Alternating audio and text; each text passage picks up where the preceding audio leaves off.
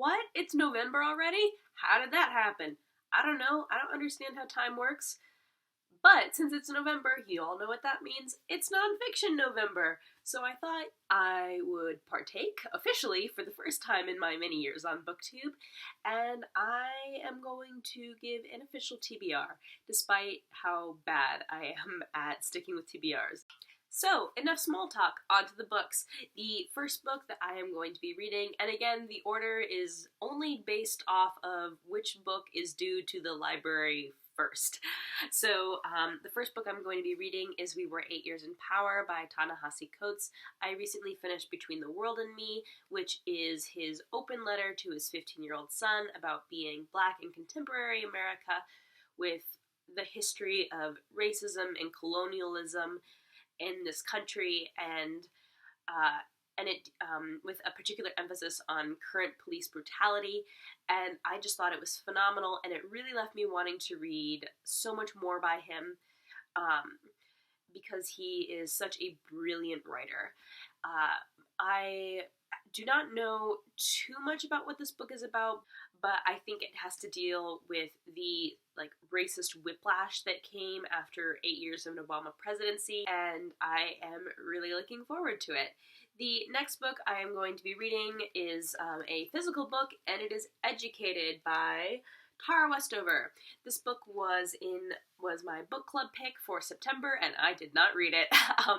I was really busy, so I just skipped right over that month. And also, in my defense, I could not get my hands on a copy of this book, and because it is so popular right now, and I'm sure everyone on BookTube has heard about this book before, but in case you haven't, I'll briefly go over it.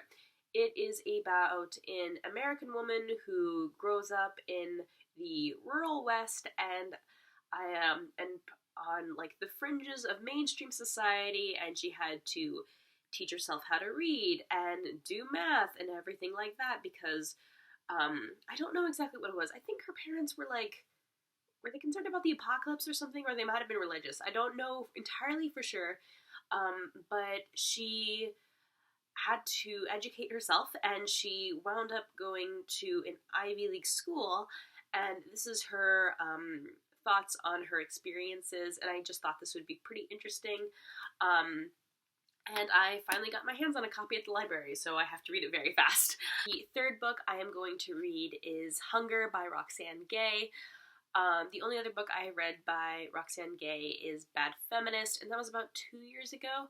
I also follow her on Twitter, though, and I think she's just awesome. Her books are very, emotionally raw, so I have to save them for times where I am, prepared to handle it, because if you are not in the right headspace, it is very hard to read about. One of her books is called Not That Bad, I believe, and it is about sexual assault and rape culture, and everyone I know who has read it has said that it is just phenomenal, and I'm sure that it is.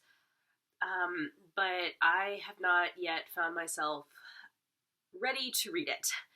I am hoping to maybe either by the end of this year or by summer next year try to take it on, because again, I just think it's going to be so powerful. But I previously have not been okay enough to read it. Hunger is her memoir of her body and of her relationship with food, and I think it's just probably going to be so interesting, because food can be such a psychologically twisted concept. The societal pressure for thinness and the fat phobia of American culture, and I'm really looking forward to it. So those are the 3 books I am reading for Nonfiction November. If you are reading any books for Nonfiction November, let me know in the comments. I would love to hear about them.